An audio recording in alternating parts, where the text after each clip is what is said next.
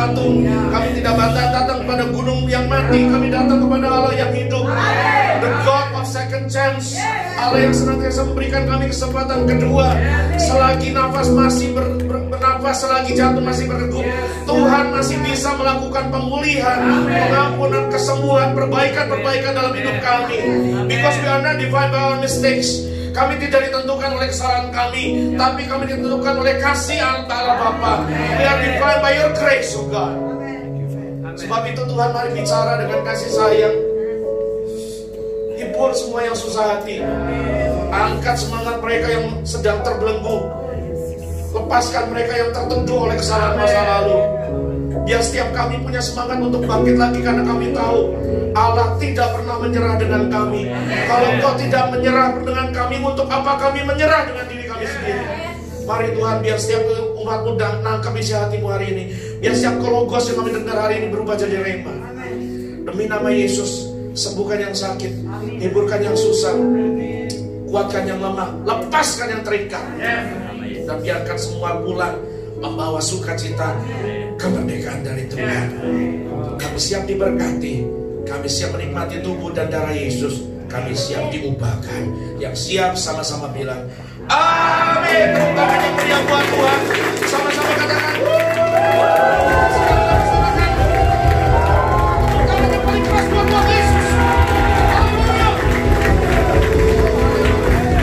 kasih salam kanan kiri, katakan aku senang kamu datang. Yes. Haleluya, haleluya, haleluya. Silakan duduk Bapak Ibu, silakan duduk. Welcome home. Welcome home. Selamat datang kembali di rumah kita bersama, rumah roti, saudara-saudara. Karena sudah 2 minggu kita terpisahkan.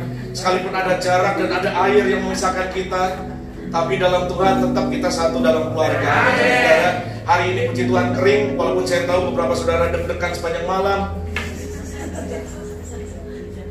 Tapi tidak apa-apa, karena ketekunan lahir dari pengharapan. Pengharapan tidak mengecewakan. Amin. Mari kita buka sama-sama Amsal 24 ayat 16.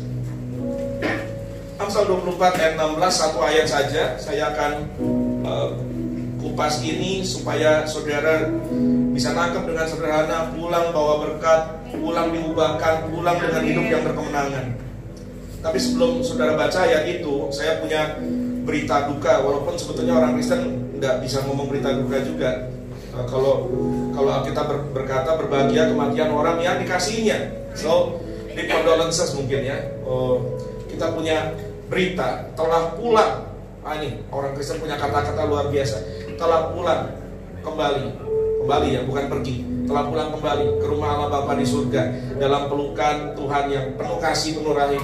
Ibu kita terkasih, Oma Titin, yang kita sayangi sama-sama, kemarin pagi sekitar jam 7.50. Jadi kita dalam keadaan kemarin mau doa pagi, beberapa jemaat pengerja sudah siap di bawah. Ada Oma sudah kelihatannya sudah tidak kuat, sudah tidak siap. Lantas saudara kita Jendri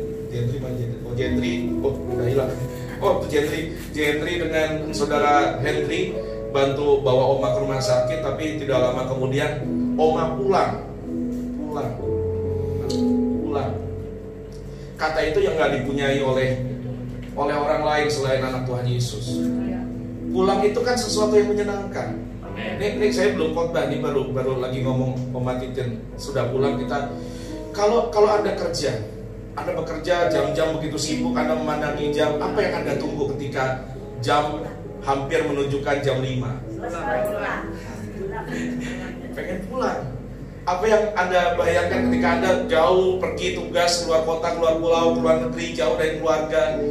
Apa yang Anda rindukan ketika Anda menatap foto pasangan, foto anak? Apa yang Anda rindukan? Anda pengen pulang. Pulang adalah sesuatu yang menyenangkan. Pulang adalah sesuatu yang menggembirakan. Itu sebabnya orang Kristen diingatkan, setiap kali ada saudara kita meninggal, dia pulang, maka kita juga akan pulang. Pulang itu gembira, pulang itu bahagia. Tapi kalau ada orang Kristen takut dengar kata pulang, maka pertanyaannya, dia takut kenapa? Karena dia yakin dia tidak pulang ke rumah Bapa. Dia takut karena dia yakin dia akan binasa, oleh sebab hidupnya belum beres dengan Yesus. Itu sebabnya saudara-saudara, selagi nafas masih Anda hirup selagi jantung masih berdegup. Kesalahanmu tidak boleh membelenggumu. Kesalahanmu tidak boleh mematrimu. Sebab bersama Allah ada salah, tidak ada salah, tidak masalah. Karena Yesus mati buat orang-orang yang bersalah. Tepuk tangan yang meriah buat Tuhan. Ya, gereja adalah kumpulan orang-orang berdosa yang diampuni, dipulihkan, diajar, dibentuk, ditegur terus sampai hidupnya berdampak dan baru siap pulang ke surga. Amin. Itu visi kita baca ulang-ulang sampai Anda ngerti. Tidak mungkin ada orang jadi umat yang layak kalau tidak dimulai dari pengampunan kuasa darah Yesus. Hanya oleh darah Yesus kita bisa dilayakkan. Kemudian kita dibina. Karena kita tidak akan dibinasakan, maka kita dibina. Pilihannya ada pada saudara, mau dibina atau dibinasakan. Tentu mau dibina, diajar, ditegur lewat mimbar, lewat pemuritan, lewat konseling, lewat banyak hal. Sampai hidupmu berubah, berdampak, orang bisa lihat Kristus ada dalammu, perubahanmu nyata, rumah tanggamu berubah, ekonomimu berubah, karaktermu berubah. Dan ketika jiwa-jiwa sudah Anda tuai, baru Anda siap. Kapanpun Yesus datang, Anda siap pulang. Amin. Kita akan pulang. Amin. Kalau saya gembira, I don't know about you. Tapi kalau saudara takut dengan kata itu, pulang dari tempat ini, Anda akan berharap, kapan Tuhan mau ambil saya pulang? Ayo kita pulang Tuhan. Amin, saudara. Mari kita baca sama-sama Amsal 24 ayat 16. Yang sudah, tidak usah dapat ya di layar sudah ada. Kita baca sama-sama. 1, 2, iya. Sebab 7 kali orang benar jatuh, namun ia bangun kembali. Tetapi orang fasik akan roboh dalam bencana. Sekali lagi, 1, 2, iya. Sebab 7 kali orang benar jatuh, namun ia bangun kembali. Tetapi orang fasik akan roboh dalam bencana. Yang percaya katakan amin. Yang percaya katakan haleluya. Yang percaya tepuk tangan buat Tuhan Yesus. Ya, ini kebenaran yang sangat sederhana, tapi saya percaya kalau Anda nyerap akan memerdekakan. Karena begini saudara, siapa sih yang tidak pernah salah? Semua kita pernah jatuh dalam kesalahan. Tetapi sesungguhnya tidak ada orang yang tidak pernah salah. Semua orang pernah jatuh dalam kesalahan, tapi sesungguhnya tidak ada orang yang tidak pernah salah. Dan tidak ada yang salah dengan kalimat pernah salah. Siapa di sini yang tidak pernah salah? Coba angkat tangan. Tidak pernah jatuh dalam dosa, tidak pernah jatuh dalam kesalahan. Angkat tangan. Coba orang-orang perfect saya pengen lihat. Oh nggak ada ya. Oh mereka kabeh. Siapa di sini yang pernah berdosa, pernah jatuh dalam kesalahan? Angkat tangan. Angkat tangan. Sambil tahan tangannya, lihat kanan kiri. Colek dia bilang, kok sama kita ya? Sama bro. Nah, tidak ada yang salah dengan pernah jadi salah. Amin. Next. Tapi yang jadi masalah adalah kalau kita merasa tidak pernah salah, dan kalau sudah salah tidak mau kalah, dan tidak mau belajar dari salah, ini baru namanya salah. Udah salah, nggak mau ngaku salah, nggak mau sadar salah, tidak mau belajar dari kesalahan, tidak mau kalah, ini masalah. Ini namanya yang ayat tadi berkata orang fasik. Alkitab katakan orang fasik akan lumpuh dalam bencana. Dia jatuh, aku terjatuh dan tak bisa bangkit lagi. Langsung nyambung. Itu orang fasik begitu. I'm falling and I can't get up. Tapi Alkitab berkata 7 kali orang benar jatuh. Bahkan kalau saya bilang 8 kali, 9 kali, 10 kali jatuh, dia tetap bangun lagi, bangkit kembali. Kenapa? Sebab tangan Tuhan menopang. Apabila orang itu jatuh, tidak sampai tergeletak. Itu keyakinan, itu kekristenan. Dan ini tidak dimiliki oleh agama-agama lain. Itu sebabnya kita pakai istilah Injil. Injil itu bahasa Arab. Bahasa Yunaninya Evangelion. Artinya apa? Good news, great news. Kabar sukacita, kabar gembira. Hey, ada second chance buat Anda. Ada pengampunan buatmu. Ada pemulihan buatmu, ada kesembuhan buatmu, ada pertolongan buatmu. Saya melayani Allah yang sedemikian baiknya, penuh kasih dan rahmat. Tapi saudara-saudara, next, sifat kekanak-kanakan membuat seseorang tidak mau mengaku salah dan tidak mau belajar dari kesalahan. Tapi belajar dari kesalahan dan berubah adalah ciri orang dewasa. Amin. Pernah lihat anak kecil bikin salah terus ngaku? Aku salah papa, aku salah oh maafkanlah aku. Nggak ada. Nggak salah gitu. Tadi sebelum saya turun, anak malam minggu beberapa udah ada yang naik ke atas. Ngomongnya gitu, ubur gitu.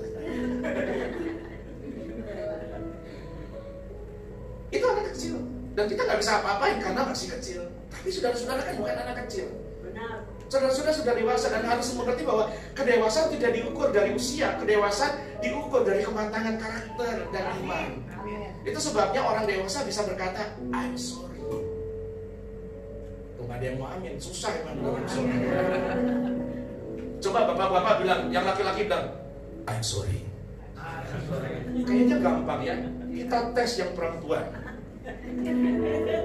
Coba perempuan, ibu-ibu, wanita bilang, I'm sorry. I'm sorry. Oh, di sini keras ya. Kok di rumah jarang? Bukan ibu-ibu di sini, ibu-ibu di sana.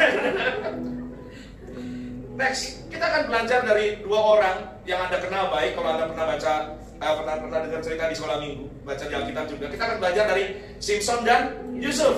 Dari, kalau bahasa Inggris bilangnya Samson and Yusuf. Anda pernah nonton filmnya? Berkali-kali dibikin filmnya, mulai dari yang Hollywood sampai yang Bollywood sampai yang Betawiwood. Pernah nonton mungkin ya? Kalau yang Hollywood kan rambutnya dipotong langsung dia lemes. Kalau yang Betawiwood di itu masa detail juga. Benjamin X Speaker langsung lemes. Wah, buat yang nggak ketawa, nggak tahu bukan faktor U, dia belum nonton. Buat yang ketawa, maaf, udah tua. Next, belajar dari kesalahan adalah ciri seorang yang dewasa. Ada 5 hal yang Anda dapat lakukan, yang saya dapat lakukan jika kita mau bersikap dewasa setelah melakukan kesalahan. Kita baca sama-sama. Yang pertama, akui bahwa kalau ngomong kau keras. Gimana kalau kita ngomong saya salah? Oke, 1, 2, 3. Akui bahwa saya salah. Waduh, berat ya. Yang kedua, pick yourself up, sama-sama. Pick yourself up, sama-sama. Angkatlah dirimu sendiri. Amin. Jangan tunggu orang lain, karena orang lain tidak selalu ada untuk mengangkatmu. Jangan harap pasangan, karena pasangan seringkali nggak peka. Sebab itu belajar untuk seperti Daud berkata begini. Alkitab menulis gini, tetapi Daud menguatkan dirinya sendiri, sama Tuhan. Belajar untuk pick yourself up. Yang ketiga sama-sama, 1, 2, 3. Belajarlah dari kesalahan itu. Sebab Alkitab berkata gini, babi kembali ke kubangan, anjing kembali ke muntah. Saya tambahin, tapi manusia bisa belajar dari kesalahan dan mengambil hikmahnya. Yang keempat sama-sama, 1, 2 ya. Jangan ulangi kesalahan itu. Sebab yang jatuh ke lubang yang sama 2 kali cuma keledai dan kedelai. Karena keledainya lagi ngangkut kedelai. Tapi manusia tidak jatuh ke lubang yang sama, kecuali jalannya banjir terus berlubang. Yang terakhir, 1, 2 ya. Berubah oleh karena kesalahan itu. Amin, mau saudara? Amin. Demikian firman Tuhan hari ini. Oh enggak, masih panjang. Masih panjang. Yang pertama sekali lagi sama-sama, akui bahwa saya salah. Akui bahwa saya salah. Katakan sama-sama, saya salah. Saya salah. Soalnya sebelah, saya salah. Saya salah. Oke, berat kalau aku salah. Anak kecil itu sombong, Bapak Ibu. Anak kecil tidak mau ngaku salah, tapi orang dewasa sudah belajar untuk rendah hati dan mengaku salah. Saya baca cerita Simpson dan Yusuf ini, 2 orang yang menarik. Saya pengen kupas ini dulu, saudara. Simpson dan Yusuf ini sama-sama dipilih Tuhan, sama-sama dipanggil Tuhan, sama-sama diurapi Tuhan. Dengan karunia jawatan dan pelayanan yang berbeda, tapi sama-sama menerima nubuatan dari Tuhan sebelum nubuatan itu digenapi. Yusuf terima nubuatan pertama kali umur berapa? Mungkin ada yang tahu? 17 tahun. Dia dapat nubuatan, dia dapat penglihatan bahwa kelak Tuhan akan mengangkat Yusuf lebih tinggi dari saudara-saudaranya, lebih tinggi dari semua orang, bahkan lebih tinggi dari orang tuanya sendiri. Sampai semua orang termasuk keluarganya sujud menyembah Yusuf. Umur 17 tahun. Tapi Simpson terima nubuatan lebih dahsyat lagi, bahkan sebelum dia lahir. Sebelum Simpson lahir, Allah sudah mengirim malaikat pesan sama orang tuanya bahwa anak ini dipilih sebagai nasir Allah, dipisahkan jadi nasir, dan kelak akan menjadi judge, akan menjadi hakim. Karena waktu itu Israel bangsa teokrasi, dia bukan demokrasi, dia bukan monarki, dia belum punya raja, dia teokrasi, dipimpin oleh Tuhan Allah semesta alam langsung melalui hakim-hakim yang diangkat di setiap wilayah oleh Tuhan. Dia dipilih untuk jadi hakim. Tapi Simpson dan Yusuf ini beda. Simpson berakhir bencana, Yusuf berakhir bahagia. Simpson dengan pengurapan Tuhan yang kuat melakukan banyak kesalahan. Yusuf pun jatuh dalam kesalahan, tapi kisah mereka beda. Simpson kalau Anda baca mulai dari Hakim-Hakim 13, 14, 15, 16 saudara-saudara, sudah saya dibuka, saya akan ringkas saja. Simpson seorang yang kuat, dipilih Tuhan, dikasih urapan khusus yaitu power. Dengan kekuatannya dia bisa hajar ratusan, ribuan musuh saudara-saudara. Tapi dia salah gunakan pengurapan Tuhan itu, dia salah gunakan berkat Tuhan itu. Jatuhnya Simpson di mana? Ada yang tahu? Perempuan. Ada ibu-ibu di sini yang jatuh sama perempuan? Gak ada. Bapak-bapak ada? Kalau ada, kalau angkat tangan. Kita baptis ulang sama-sama sampai kering. Oke. Nah, saya sedang tidak jadi hakim. Everybody make mistakes. Ya, amin.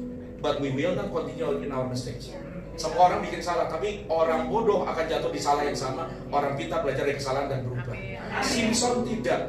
Sudah jelas Tuhan bilang jangan menikah, bukan hanya dengan orang seiman, tapi secara khusus bangsa Israel dilarang Tuhan menikah dengan bangsa lain. Karena secara iman, secara adat, secara istiadat betul-betul melukakan hati Tuhan bangsa-bangsa lain itu. Tapi Simpson ketika dia jalan-jalan ke Timna, ke kota Timna. Bukan Timbel ya, Timbel itu nasi ya. Buat yang belum sarapan kepikirnya nasi.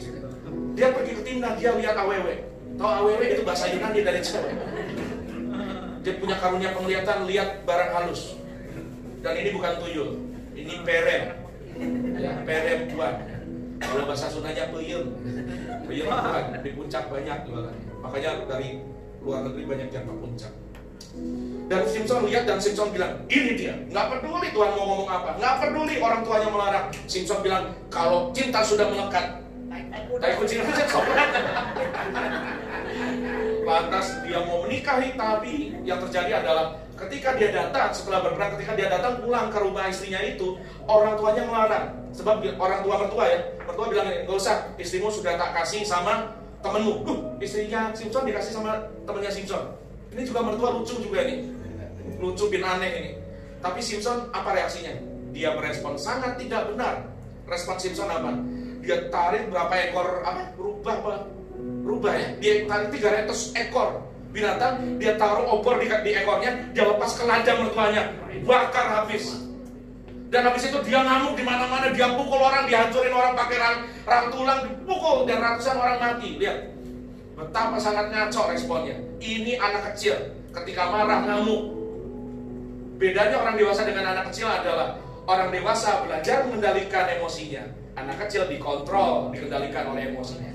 Coba Anda yang mana? Saya tidak sedang menghakimi Anda, saya sedang mengajak Anda dan saya untuk belajar dan berubah sama-sama. Amin. Sebab rumah ini adalah rumah pemulihan. Di sini Anda dapat kehidupan. Allah tidak mau Anda binasa. Allah sedang bina saudara supaya saudara hidup kekal. Namanya banyak Tuhan. Apakah selesai Simpson dari kesalahannya? Tidak. Kemudian dia pergi ke Gaza. Anda tahu sendiri Gaza sering nongol di TV hari ini. Wilayah dari bangsa Filistea, Palestina. Dan dia pergi ke daerah Filistin. Dia lihat perempuan jatuh lagi, dan bukan perempuan baik-baik. Alkitab catat WTS, PSK, bukan PKS, PSK. Dan dia jatuh ke sana, dia tiduri perempuan ngaco itu. Lalu habis itu dia baku pukul lagi, saudara. Tapi nggak kelar kesalahan Simpson sampai di situ. Karena dia tahu dia kuat, dia pergi cari lagi perempuan asing lagi, perempuan tidak seiman lagi, namanya Delilah. Sampai Tom Jones bikin lagunya. Pokoknya yang tahu cuma Opa Benny, Opa Peter, sama Opa Agus. Yang lain-lain nggak tahu. Mungkin Masa tahu. Kamu tua banget kalau sampai tahu lagu. Why Delilah. Karena kita yang nyanyi, kalau Benyamin yang nyanyi, kenapa kamu cukur Delilah? Dia jatuh lagi dengan Delilah, dibayar dengan kemolekan, dibayar dengan seks. Pengurapan Tuhan dicuri sama dia. Tahu nggak? Setiap kali Simpson mau datang ke Delilah, mau melakukan dosa, maka orang-orang Filistin berkata gini, kamu bikin dia terlena dan kamu cari tahu apa rahasia kekuatannya supaya kami dapat balas dendam dan mengalahkan Simpson. Maka Simpson dikibuli sama perempuan itu, ditawarkan dengan kemolekan tubuh. Lihat, perhatikan baik-baik bapak-bapak, ibu-ibu. Setan tidak pernah datang dengan taring, pakai tanduk, lalu berkata, itu film Scooby. Kalau Anda lihatnya gitu, Anda bisa teriak, hantu. Tapi lihat, tawaran-tawaran iblis seringkali datang dalam uang, jabatan, kemolekan.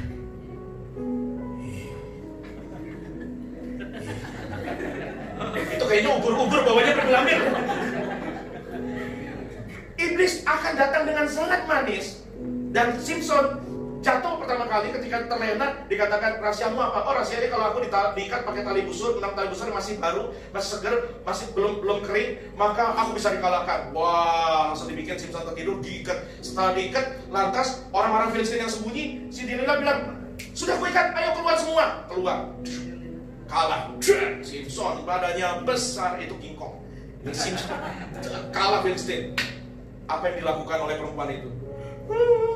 kamu bohong sama aku, kamu gak jujur sama aku, kamu lukai aku. Itu senjatanya perempewi di seluruh jagat raya, mulai dari zaman perjanjian lama sampai Maranatha. Ngap kan perempuan di sini itu suami. Pakai air mata, Simpson pun terlena. Keberapa kali? Kedua kali. Ditanya, kalau kamu mau dikalahkan pakai apa? Ikat pakai tali apa gitu ya, pakai tali yang baru diikat berapa kali, lantas saya akan kalah. Wah, dibikin Simpson terlena. Setelah puas diikat, dia panggil lagi, Filistin lagi ngumpet nih. Saya bingung juga, dia ngumpet lama bener berarti ya. Ini orang lagi berzina tuh ada 10 orang ngumpet aja ya. Nggak tahu mungkin pada bawa kopi, pada ngapain, iseng banget orangnya. Super nggak ada. Kalau ada mungkin tuh, udah teriak-teriakan. Tak betul, dan ketika Simpson diikat, keluar mereka semua, wah, dan dipukul Simpson, tapi Simpson kalahkan, merdeka lagi, 2 kali. Lantas yang ketiga kali, apakah Simpson belajar dari kesalahannya? Nehi sebenarnya kita. Tidak. Ibu bagusnya kena langsung gak fokus. Simpson jatuh lagi di kesalahan yang sama ketika digoda Delilah dengan air mata. Kamu kok gak jujur, apa sih rahasia kekuatan kamu? Digoda sampai 3 kali, dia cerita lagi, datang lagi Filistin. Filistin ngumpet lama benar ya. Kayaknya setiap, dan hari itu belum ada WhatsApp kan. Kalau ada WhatsApp mungkin Delilah, bentar lagi kita mau berzina ya. Udah datang ya. Kalau sekarang malah kalau perlu diumpetin gitu WhatsAppnya. Ini datang ngumpet nungguin, dan ketika selesai dihajar, kalah lagi. Nangis 4 kali. 1, 2, 3. 1 kali salah, 2 kali bodoh, 3 kali bebal, 4 kali dablek binasa. Dan ketika yang keempat kali ditanya, kamu kok gak jujur sama aku, rahasia kelemahanmu apa sih sebetulnya? Kalau kamu cukur rambut pilingku ini, itu sebagai tanda nasir Allah, dan udah boleh cukur, dikepang-kepang gitu. Kalau Anda lihat rabi-rabi Yahudi yang suka dikepang bagian sampingnya itu, kayak gitu kepangannya. Kalau saya itu dipotong, kekuatanku hilang. Dan benar, Simpson terlena, tertidur, Delilah panggil seorang, potong. Keluar orang-orang Filistin, dan Simpson dibinasakan. Habis Simpson, dan mati konyol. Tapi Yusuf tidak. Yusuf juga jatuh dalam kesalahan yang sama. Anda tahu kesalahan Yusuf apa? Ketika dia dapat pesan Tuhan, ketika dia dapat nubuatan Tuhan, Yusuf sombong. Dia mulai ponga dan mulai sesumbar cerita. Weh, tahu nggak? Oh, kata Tuhan yang pada nyembah, dia cerita. Dan yang terjadi adalah keluarganya marah, kokonya, cicinya, kakaknya marah semua. Dan dia diikat, dibuang ke sumur, dan dijual jadi budak ke orang Arab. Alkitab catat. Jadi Yusuf adalah TKI yang pertama, tenaga kerja Israel, dikirim ke Arab. Jadi dia adalah ekspor TKI yang pertama. Dan orang tuanya dibohongi dan dikatakan Yusuf mati, lihat nih darah binatangnya, lihat sudah mati dia. Tapi saudara-saudara, Yusuf tidak berdendam, Yusuf tidak berubah. Semakin dihajar, semakin dia jatuh dalam keterpurukan, Yusuf berespon dengan benar. Itu sebabnya saudara-saudara, kalau kita sombong, kita tidak mau ngaku salah seperti Simpson, maka kesalahan akan berulang-ulang. Kesalahan itu berhenti ketika Anda berkata ini, I'm sorry, forgive me, I will change. Semua dimulai dari pengakuan. Kenapa harus ngaku salah? Sebab pengakuan mendatangkan kesembuhan. Amin. Alkitab berkata saling mengakulah kamu satu sama lain, saling mendoakan maka kamu sembuh. Amin. Ketika kita mengaku 1 Yohanes 1:9 berkata, sebab Allah setia dan adil. Jika kita mengaku dosa kita, Allah setia dan adil, Dia mengampuni dan menyucikan. Amin. Sama seperti Anda datang ke dokter, Anda sakit, Anda menderita, Anda datang ke dokter, dokter bilang, sakit apa bu, sakit apa pak, bolehkah saya periksa? Anda bilang, mulai dari dokternya botak sampai gondrong sampai botak lagi, Anda gak bakal sembuh. Kesembuhan hanya dimulai ketika Anda mulai mengaku. Mengapa harus mengaku salah? Sebab pengakuan akan mengidentifikasi masalah. Kalau Anda ngaku, Anda tahu salahmu di mana. Banyak orang seperti Simpson jatuh berkali-kali di masalah yang sama karena tidak tahu salahnya di mana, dan memang tidak mau tahu salahnya di mana karena merasa benar terus. Maka masalah yang sama akan berulang-ulang. Simpson tidak mau mengaku dosa, Simpson tidak mau mengakui salahnya, malah Simpson meneruskan pelayanannya sebagai hakim Allah atas Israel. Sama seperti anak-anak Imam Eli yang menutupi dosa perzinahan di balik kesibukan pelayanan, sementara Tuhan tidak dapat dibohongi. Saudara-saudara, hai pengerja, hai para pelayan, hai teman-teman, saudara-saudara seiman, hai hamba-hamba Tuhan, ayo jangan tutupi dosamu, jangan tutupi kesalahanmu dengan pelayanan, sebab Tuhan tidak buta. Amin. Amin. Segera akui dan bereskan, sebab lebih dari Anda mau, Tuhan terlebih mau untuk mengampunimu dan memulihkanmu. dengan terlebih dahulu mengubahmu. Amin. Jangan bersembunyi di balik topeng. Jangan tutupi kesalahan dengan aktivitas. Kalau Anda tidak mau mengaku, maka masalah tidak pernah selesai. Yang kedua, pick yourself up. Angkat dirimu sendiri. Karena Anda akan menemukan kenyataan seringkali ketika Anda jatuh, tidak semua orang mau menolongmu. Ada banyak orang mau berpesta bersama kita ketika kita sedang di atas. Tapi ketika kita sedang jatuh di bawah, Anda akan temukan siapa sahabat sejati. Dan seringkali sahabat sejati pun bahkan pergi. Sebaliknya, kalau Anda sudah akui dan bereskan, ayo move on dong. Pick yourself up dong. Move on dong. Jangan terus-menerus meratapi kesalahanmu dan terbelenggu oleh kesalahan. Pasangan juga tidak boleh menjadikan kesalahan pasangan sebagai alat untuk mengintimidasi. Sebab kesalahan itu sudah di masa lalu. Dan masa lalu sudah selesai bersama Yesus. Bapak Ibu, kalau Anda datang tertuduh, Anda dengar kalimat pertama tadi, poin pertama, Anda tutupi entah dengan kesibukan, Anda tutupi dengan persembahan, dengan kolektor, dengan perpuluhan, atau bahkan dengan pelayanan, dengan kerja, sibuk cari duit. Masalahmu dan dosamu tidak selesai. Akui. Setelah itu, move on. Berhenti tertuduh. Sudah saatnya Anda bangkit lagi. Kenapa sih kita biarkan kesalahan membelenggu kaki kita? Kenapa sih kita biarkan kesalahan menyuramkan hati kita? Mengapa sih kita biarkan kesalahan mencuri sukacita kita? Mengapa sih kita membiarkan kesalahan membuat kita tidak bisa melangkah lagi? Kalau Tuhan saja mengampuni kita, kenapa kamu tidak mengampuni dirimu? Ampuni dirimu dan bangkitlah. Tuhan Allah sangat mengasihi saudara-saudara. Bahkan Tuhan Allah kita adalah the God of second chance. Seharusnya manusia sudah binasa, tapi Adam dan Hawa dikasih kesempatan. Ketika Allah secara profetik menyembelih domba sebagai pelambang kelak manusia akan ditebus oleh darah anak domba, yaitu anaknya Allah sendiri. Tapi manusia bertambah dosa, bertambah banyak. Tapi Tuhan mau membinasakan manusia. Dengan kesabarannya dia tahan satu keluarga Nuh, diberikan kesempatan. Anda boleh cek semua naskah-naskah kuno dan arkeologi kuno dari semua suku bangsa. Semua akan mencatat bahwa pernah ada peristiwa semua planet ini direndam dalam air bah. Jadi soal rendam-rendam itu bukan cuma 2020. Sekalipun 2020 sebetulnya bisa beli pompa. Tapi pompanya 400 hilang. Tahu kemana ibu? Tuhan Allah sangat mengasihi saudara-saudara. Tapi apa yang manusia bisa lakukan ketika ia jatuh? Bangkit lagi dong. Saya akan kutip satu film yang saya sangat suka sekali. Dan di film ini, papanya berkata kepada anaknya ketika anaknya jatuh, "Son, what do we do when we fall? We get up. What do we do when we fall? We get up." Papanya bilang sama anaknya, apa yang kita lakukan kalau kita jatuh? Kita bangkit berdiri lagi. Tahu film apa? Batman. Anda akan heran kalau Anda cinta Alkitab, Anda bisa menemukan kebenaran di mana saja. Aneh. Wah, begitu dengar itu saya ingat ayat ini langsung. Kalau kita jatuh 6 kali, ya bangkit 7 kali. Amin. Kalau jatuh 7 kali, bangkit 8 kali. Amin. Bangkitlah lagi terus sampai kau lupa apa artinya menyerah. Amin. Terus bangkit lagi dan lagi. Ketika engkau jatuh dan kau bangkit sendiri, orang sudah tidak bisa menjatuhkan lagi engkau, karena engkau tahu bahwa Tuhan yang bersamamu sanggup membawa engkau bangkit lagi. Amin. Jatuh itu biasa, gagal itu lumrah, salah itu manusiawi. Kalau jatuh ya bangkit lagi, kalau gagal ya coba lagi, kalau salah ya perbaiki. Amin. Sebab orang yang takut jatuh tidak akan pernah belajar berdiri. Orang yang takut gagal tidak akan pernah berhasil. Orang yang takut salah tidak akan pernah mencoba. Amin. Amin. Pak, Bu, kejatuhan itu bukan akhir dari segalanya.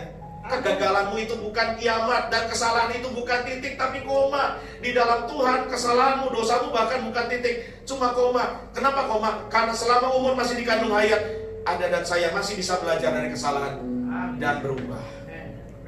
Untuk apa malu kalau kita pernah bikin salah? Ya, no marriage is perfect. Tidak ada pernikahan sempurna. Bahkan mungkin ada yang ini sudah di masa lalu ya, Mungkin ada yang akhirnya pisah. Sekalipun Alkitab berkata Allah benci perceraian, tapi kepada orang yang bercerai, dan bercerai itu dosa, sama seperti membunuh, mencuri, dan berzina, Allah yang sama menyediakan jalan keluar buat manusia berdosa. Pengampunan tersedia. Sekalipun setiap dosa ada dampaknya, karena apa yang kita tabur kita tuai, tapi pengampunan dan pemulihan masih tersedia. Bahkan buat orang paling berdosa sekalipun. Tidak apa malu kalau kita memang pernah buat salah. Tidak perlu. Tidak ada yang salah dengan pernah bikin salah. Yang jadi salah kalau kita bikin salah dan tidak mau ngaku salah dan tidak mau berubah, itu baru salah. Karena belajar adalah proses menjadi dewasa. Belajar dari kesalahan membuat kita bijaksana. Itu sebabnya ayo Bapak Ibu bangkit. Bangkit lagi. Yesus disembelih buat kita. Bangkit lagi setiap kali kau terpuruk. Ingat Yesus jatuh 3 kali supaya kau bisa bangkit terus lagi dan lagi. Sejauh ini Anda diberkati, amin. Diberkati tepuk tangan yang mulia buat Tuhan. Yang ketiga, learn from that mistake. Learn from that mistake. Belajar dari kesalahan-kesalahan itu. Caranya, tanya pada dirimu, pelajaran apa yang harus saya ambil dari kesalahan ini. Sebab masalahnya banyak orang cuma mau diampuni, banyak orang cuma mau dimengerti, tapi tidak pernah mau belajar dan tidak pernah mau berubah. Banyak orang mau diampuni, maafkan saya, tapi tidak mau berubah. Banyak orang mau berkata, ampuni saya, tapi tidak mau belajar. Ini yang membunuh Simpson. Ia tidak mau belajar dari kesalahan-kesalahannya. Sebaliknya kalau Anda baca Alkitab, Hakim-Hakim 16, ketika dia jatuh dan berjinan, sampai kekuatannya hilang. Dan pada terakhir kali ketika dia sudah dibabak belur, dibelenggu, dan dicongkel kedua bola matanya. Anda bayangin ya, ada anak Tuhan, pilihan, sebelum lahir sudah dinubuatkan, matanya dicongkel dalam keadaan terpuruk. Apa respon Simpson? Apakah dia belajar dari kesalahannya? No. Dia balas dendam dan minta kekuatan dari Tuhan. Tuhan, kasih saya kekuatan terakhir kali. Untuk apa? Saya mau bunuh semua ini. Responmu menentukan, Bapak Ibu. Respon benar akan membuat Anda belajar dari kesalahan dan jadi lebih bijaksana. Tapi respon yang salah, it kills Samson. Respon yang salah membunuh Simpson. Jangan jadi Simpson. Simpson is bad, don't be like Simpson. Jangan jadi Simpson. Simpson marah setiap kali ada masalah, baku pukul, bakar ladang, bunuh banyak orang. Dan di akhir hidupnya bukannya bertobat, ia malah minta kekuatan Tuhan untuk balas dendam dan mati konyol bersama orang-orang yang dia benci malah. Kok dikabulkan Tuhan, Pak? Here's a lesson. Be careful what you wish for, because you might just get it. Hati-hati dengan apa yang kau minta sama Tuhan. Karena kalau Tuhan sudah habis kesabarannya, jangan-jangan apa yang kau minta yang buruk itu Tuhan kasih juga. Don't be like Samson, be like Joseph. Jangan jadi Simpson, jadilah Yusuf. Yusuf bikin kesalahan, mengumbar nubuatan, merendahkan keluarga. Tapi beda. Kenapa Pak itu kesalahan? Is it okay to brag about God's calling in my life? Apakah boleh bangkit pongah dengan nubatan hebat yang kita terima? Oh, jelas salah. Tahu dari mana, Pak? Dari Maria, ibu Yesus. Ketika malaikat Gabriel diutus Allah dan berkata, engkau berbahagialah engkau dipilih Allah. Dan segala nubuatan disampaikan bahwa dia akan melahirkan anak Allah lewat rahimnya dipinjam supaya anak Allah itu jadi manusia, sebab dia datang untuk menebus manusia karena manusia berdosa dan hukum Allah dilanggar oleh manusia. Maka anak Allah harus menjelma jadi manusia supaya setiap manusia yang percaya padanya tidak binasa melainkan beroleh hidup kekal. Tapi Alkitab Injil mencatat ketika Gabriel selesai menyampaikan pesan Allah, nubuatan Allah, Injil mencatat lalu Maria menyimpan segala sesuatunya di dalam hatinya. She didn't brag about it. She didn't tell nobody. Dia tidak cerita sana sini. She keep it to herself. Seringkali masalah kita tambah besar bukan karena salah kita, tapi karena salah mulut kita. Masalah kecil kita cerita ke orang yang salah.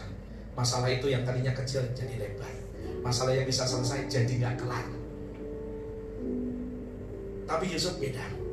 Setelah kesalahan itu membuat dia dibuang oleh kakak-kakaknya, ia berespon benar. Dari anak orang kaya jadi budak, ia tidak dendam, ia tidak bitter, malah ia makin better. Ini Yusuf, ketika ditaruh akhirnya budak ini, dijual sama orang Arab, dibeli orang Mesir yang namanya Potifar. Potifar ternyata adalah pejabat di istana, anak buah Firaun. Dan budak Yusuf ini kerja di rumah Potifar, dari orang kaya jadi budak. Alkitab mencatat, Yusuf jadi budak kepercayaan Potifar. Artinya apa? Di dalam kepahitan hidupnya, dia tetap kerja benar, dia tetap hidup benar, sampai dia bisa benar-benar terima kepercayaan. Kesalahanmu tidak boleh merubahmu jadi jahat. Kesalahanmu harus merubahmu jadi baik, supaya favor itu, perkenanan itu kau terima, baik dari Tuhan maupun dari bos manusia. Ketika ditaruh di rumah Potifar, ada Tante Poti di situ yang suka gatal. Mungkin Tante Poti sering makan ikan basi atau belum ketemu kapan. Karena kita mencatat, ya, Tante Poti maksudnya istri Potifar ya, kalau buat yang nggak tahu. Tante Poti suka menggoda Daud, bukan menggoda untuk ajak jalan-jalan, nonton, langsung dong bersetubuh, kita catat. Menggoda untuk berzina, padahal kesempatan tersedia, tidak ada orang yang lihat. Tetapi Yusuf berespon benar, ia tetap menjaga hati perasaan Tuhan. Dia bukan menjaga. Oke, kita sering bilang Yusuf hebat, Yusuf jaga kekudusan. That's only one part. Bukan cuma Yusuf jaga kekudusan, Yusuf jaga perasaan Tuhan. Bagaimana mungkin aku berbuat dosa di hadapan Allah? Pengen nangis saya. Kekristenan it's about relation, man. It's not about religion. Kalau Anda punya relasi, Anda punya hubungan dengan Allah, Anda tidak mau melukai hati orang yang Anda cintai. Ketika difitnah, dijebloskan ke penjara, Yusuf tetap merespon benar. Ia tidak tuntut balik keluarga Potifar. Ia tidak marah sama Tuhan. Sebaliknya di balik jeruji penjara, justru Alkitab mencatat Yusuf makin cari Tuhan, makin nyembah Tuhan, makin doa, makin intip karib dengan Tuhan. Sampai-sampai karunia-karunia supranatural terjadi bukan di tempat kebaktian, tapi dalam penjara, di sel Yusuf. Dia dapat karunia penglihatan, dia bisa terjemahkan penglihatan, dia kasih nubuatan. Sampai akhirnya Tuhan mengangkat dia keluar. Bukan cuma keluar dari penjara, tapi dari penjara masuk ke istana. From prison to the palace. Dari penjara ke istana. Ketika apa? Ketika Yusuf respon benar. Respon benar didapatkan ketika Anda bersedia untuk belajar dari kesalahan. Amin. Makanya saya mulai dengan pertama akui dulu. Karena Anda tidak mungkin belajar kalau Anda tidak punya kerendahan hati. Kerendahan hati dimulai dari pengakuan. Amin. I'm sorry, I make mistakes. Banyak rumah tangga akan selesai cepat masalahnya kalau yang waras ngalah. Yang waras ngalah. Rumah tangga kalian bertahan bukan karena saya pendeta, bukan karena istri saya rohani. Saya rohaniwan dan dia rohanawan. Susah. Tapi rumah tangga bertahan ketika ada orang yang bersedia untuk mengalah. Simple. Kita cuma bilang gini. Makanya almarhum Derek Prince bilang gini. Ada satu temannya di Australia, gembala senior, bilang sama gembala di bawahnya berkata gini, sekarang buang semua buku-buku konseling dan psikologimu. Saya mau hanya mulai hari ini kamu konseling jemaat menggunakan Alkitab saja. Karena Alkitab simple, tapi ilmu konseling akan bawa dia muter. Selesai, ketolong, lama. Alkitab simple. Hai suami-suami, kasihilah istrimu. Kenapa nggak mau ngasih istri? Dia dijak, kasih istrimu, nggak mau. Ya nggak akan kelar ini masalah. Hai istri-istri, tunduklah pada suamimu. Tunduk sama suamimu. Sekalipun dia kasar, sekalipun dia belum bertobat, dia sedang belajar untuk bersama Tuhan, belajar mengasihimu. Tunduk sama dia. Tidak mau, ya nggak bakal kelar. Tapi kalau dipraktekin, apa yang terjadi? Selesai. Saya nggak bilang ilmu psikologi salah, pakailah. Tapi kalau orang mau nurut sama Alkitab, papa salah, maafin papa. Kalau berantem dua-duanya, yang satu lagi kebakaran keluar api, yang satu bawa minyak, yang terjadi adalah itu bahasa Indonesia bagian jadul, jebul. Kalau bahasa sekarang kan berger gitu ya. Kebakaran. Kalau yang satu jadi api, yang satu harus jadi air. Nggak boleh dua-duanya jadi api dan nggak boleh dua-duanya jadi air. Pilek. Tapi enak juga kalau dua-duanya jadi air. Langsung nyanyi sama-sama. Ketika lagi berantem dua-duanya jadi air kan. Seperti rusa rindu sungaimu, jiwaku rindu engkau. Tadi kita berantem apa ya Pak? Sama-sama angkat tangan. Kaulah Tuhan hasrat hatiku. Iya ya Pak. Ku rindu menyembahmu. Itu anak bilang, aduh, gue mau berumah tangga nanti kayak papa mama gue nih. Anakmu harus bisa berkata itu tentang pernikahannya karena melihat pernikahanmu. Tepuk tangan yang meriah buat. Belajar dari kesalahan. Yang keempat, never repeat the same mistakes. Jangan ulangi kesalahan yang sama. Kalau if you repeat the same mistakes, itu artinya you really did learn and nothing from it. You learn nothing. Kalau kita ulang-ulang jatuh ke dalam lubang yang sama, aku terjatuh dan tak sanggup bangkit lagi. Jatuh bangun aku. Siapa? Yang nyanyi aja udah mati. Yusuf tidak mengulangi kesalahannya, tetapi Simpson mati konyol ketika seharusnya dia bisa berhenti mengulang-ulang kesalahan yang sama. Bapak Ibu, mezbah Tuhan tersedia, kita akan makan roti yang dipecahkan, anggur yang tercurah. Yesus jadi korban, karena dalam hubungan cinta ini harus ada yang berkorban. Yesus berkorban supaya Anda tidak makan korban dan tidak jadi korban. Berubahlah dan jangan lakukan kesalahan yang sama. Ini pelajaran dari Simpson buat kita. Seharusnya pada kesalahan satu kedua dia bisa berhenti dong. Sama seperti saya cerita teman-teman saya dari zaman saya SMA sampai hari ini, kan ada belasan tahun, nggak boleh bohong ya, ada puluhan tahun yang lampau itu. Tapi beberapa teman saya di foto di Facebook sudah mati kabeh. Yang satu mati, ini kan saya cerita ya, waktu tahun berapa awal tahunnya. Yang satu mati karena botol. Tahu mati karena botol kenapa? Dia minum sebotol, nyebrang jalan ketabrak mati. Itu mati karena botol. Ya, saya dengar cerita itu saya heran, karena dulu zaman SMA, ya siang hari bolong, glek. Hari ini orangnya udah nggak ada, kenapa? Karena alkohol yang sama, tapi kan rentang waktu panjang sekali. Ada tahun-tahun yang berselang, ada masa depan yang menjelang, di mana seharusnya dia bisa berhenti dan kesalahan tidak berulang dan masih ada hari ini. Amin. Tapi karena dia tidak mau berubah, sekalipun saya percaya Tuhan sudah mengajar dia dengan banyak cara, udah nggak ada orang nyariin because of repeat mistakes, karena kesalahan yang berulang. Rumah tangga pecah karena kesalahan yang berulang. Ekonomi tidak membaik karena kesalahan yang berulang. Kesehatan tidak kunjung baik karena kesalahan yang berulang. Kalau Anda tidak bisa mengelola keuangan, Anda spend dengan salah, Anda belanjakan dengan salah untuk barang-barang serba branded, padahal baju harga 100.000 sama baju harga 1 juta, kalau keringat sama-sama basah dan bau, kata Pak Agus. Benar Pak Agus? Wah, asam, bukan asap ya? Asam. Aduh, saya masih nggak bisa mengerti dengan orang yang pongah banggakan brandednya dan ketemu orang berkata, lihat baju saya. Saya nggak bisa pakai baju gitu. Dan sepatu saya branded, saya nggak bisa pakai sepatu gitu. Terus dia pulang makanannya susah. Hei, mama saya pernah cerita tuh dulu. Mana mama? Dulu di SD ada satu temen, mamanya gaya banget ya, kalau ke sekolah pakai BMW warna biru, buka bagasi, pamer baju segala macam, jualan baju. Sampai akhirnya kita tahu bahwa BMW biru itu tinggalnya di rumah kecil di pinggir rel kereta. Dan kalau Anda tidak merdeka dari kesalahan finansial yang sama, Anda akan tetap jatuh ke lubang kesalahan finansial yang sama. Dan masalah keuanganmu tidak akan selesai sampai kau jujur dengan keuanganmu. Lari kemana ini? Jujur minimal sama siapa? Sama Tuhan, satu, kedua sama pasangan. Jujur sama pasangan. Saya tidak pernah keluarkan uang tanpa istri saya tahu. Kalau saya nolong orang pun nolong orang ya baik, ya nggak perlu nanya istri. Tanya, mana tahu dia ngambek belakangan. Kalau mau ngambek kan saya tidur di sofa.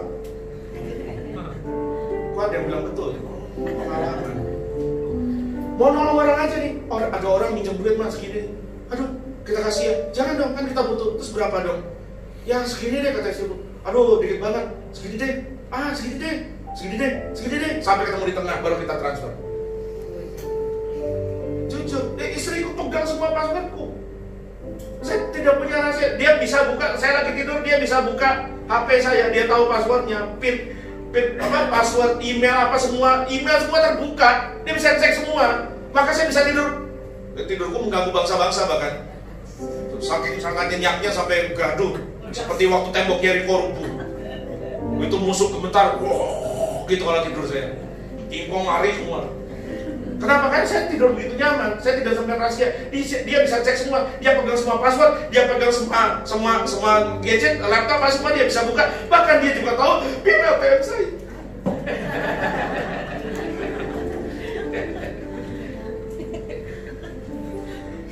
Ada yang punya masalah kesehatan juga.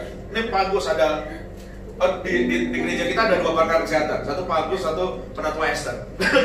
lagi jalan-jalan. Kalau saya makan ngaco tuh ya, pertama yang suka ngikutin pasti Pak Agus. Udah nyumbang darah belum ke PMI, misalnya Pak Agus. Atau kalau si Esther lagi makan, Esther nggak boleh gitu. Kapan kita makan nggak ada Esther kan gitu. Artinya apa?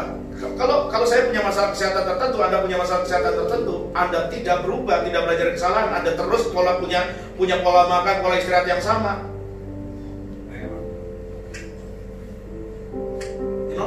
Check out, bukan check out, pulang.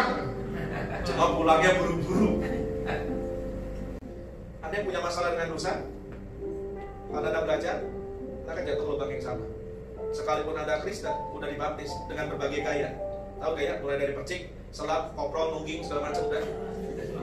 Kalau langsung surga, nggak bakal. Oh berarti keselamatannya hilang Pak? Bukan keselamatannya hilang. Orang ini nggak pernah selamat. Karena tabiatnya nggak berubah. Orang diselamatkan kan pasti berubah. Ada benih ilahi, ada manusia baru. Dan apa yang Allah sudah mulai, pekerjaan yang baik itu tetap akan diselesaikannya sampai akhir. Amin. Tapi kalau orang ini tidak berubah, tabiatnya sama terus, nggak akan ketemu kita di surga. Dia nggak bisa ngomong pulang. Tapi buat Anda yang jatuh dalam kesalahan, entah rumah tangga, dosa, keuangan, apapun, hari ini Anda denger ini, hatimu terganggu. Memang perubahan orang levelnya beda-beda kecepatannya, tapi minimal berubah. Amin. Minimal berubah. Karena pepatah berkata, langkah 1000 mil dimulai dari 1 langkah. Amin. Kalau Anda nggak mau melangkah, nggak akan pernah sampai. Mulailah. Dan pasangan atau teman, hargailah usahanya. Semangati dia, jangan bilang, berubah lo, payah lo, kena kutuk. Jangan. Bukan cuma dia jatuh kesalahan yang sama, dia akan cari dia rela. Dia akan cari dia yang sama. Ini pelajaran buat kita. 2 Petrus 2 ayat 20-22 berkata, sebab jika mereka, ini orang Kristen ya, ngakunya Kristen ya, oleh pengenalan mereka akan Tuhan dan Juru Selamat kita Yesus Kristus, telah melepaskan diri dari kecemaran dunia, tetapi terlibat lagi di dalamnya, maka akhirnya keadaan mereka lebih buruk daripada yang semula. Karena itu bagi mereka adalah lebih baik jika mereka tidak pernah mengenal jalan kebenaran daripada mengenalnya, tetapi kemudian berbalik dari berita kudus yang disampaikan pada mereka. Bagi mereka cocok apa yang dikatakan peribahasa yang benar ini, anjing kembali ke muntahnya, babi yang mandi kembali ke kubangannya. Tapi saya tambahkan, tetapi Anda dan saya manusia bukan binatang, kita bisa belajar dari kesalahan dan mengambil hikmahnya. Sebab kita bukan binatang, kita anak-anak Allah yang kebenarannya dunia kelak. You're not pig, no, you're not dogs. You're children of God. Amen. Anda anak-anak Allah. Anda bisa berubah. Yang terakhir, be better than your mistake. Be better than your mistakes. Jadilah lebih baik daripada kesalahanmu. Maksudnya apa? Berubahlah karena kesalahan itu. Amin. Ayo berubah. Karena kejatuhan adalah musibah tanpa perubahan. Tetapi dengan perubahan, kesalahan bukan cuma kesalahan, melainkan pelajaran berharga. Dan perubahan bukanlah perubahan sampai benar-benar terjadi perubahan. Katakan amin. Katakan sama-sama, saya harus berubah. Tetapi perubahan bukanlah perubahan sampai terjadi perubahan. Sekali lagi, saya harus berubah. Tetapi perubahan bukanlah perubahan sampai terjadi perubahan. Kalau sebelah bilang, tolong saya berubah. We need each other. Ayo belajar jadi family, belajar jadi keluarga. Gereja bukan organisasi doang. Gereja harus saling kompak. Yang kuat menopang yang lemah, yang kaya mensupport yang miskin, yang jatuh diangkat oleh orang yang sedang berdiri. Jangan jadi Simpson yang tidak mau berubah dan akhirnya mati konyol. Jadilah Yusuf yang belajar dari kesalahan dan diangkat naik tinggi oleh Tuhan. Dan saya berdoa itu terjadi buat saudara dan saya. Tepuk tangan yang meriah. Saya undang para ketangga. Mari kita bangkit berdiri dulu sama-sama, saudara. Saya mau berdoa sama saudara. Tuhan, ini pesanmu buat hari ini. Tahun ini Kau memerintahkan gerejamu. Ini 2020 adalah tahun bertumbuh dewasa dan berbuah. Bukan cuma bertumbuh tapi gak dewasa, tapi bertumbuh sampai dewasa. Bukan cuma dewasa tapi gak berbuah. Kami dewasa supaya hidup kami berbuah. Apapun yang kami pegang dibuat Tuhan berhasil. Amin. Berkat Tuhan berlimpah-limpah. Amin. Dan hidup kami dan berdampak bisa dilihat orang. Itu sebabnya hari ini kami mau mulai dari pengakuan dosa. Kami tidak ada yang sempurna. We're not perfect. Our marriage is not perfect. Our finance is not perfect. Hati kami gak perfect. Karakter kami gak perfect. Tapi Tuhan yang sama mati buat orang berdosa, mati buat kami juga. Sebelum kami bersatu dalam korban tubuh dan darah-Mu, pengampunanmu harus mengubah kami. Amen. Pengampunanmu mengubah kami. Amen. Pengampunanmu mengubah kami. Amen. Jika ada yang datang dengan perasaan tertuduh, terbelenggu oleh rasa bersalah, oleh dosa, oleh masa lalu, hari ini angkat kami dalam perjamuan kudus, bangkitkan kami, semangati kami lagi sampai kami mencapai kedewasaan penuh yang diinginkan Kristus. Oh Tuhan Yesus, oh Tuhan Yesus, ubah kami, ubah kami.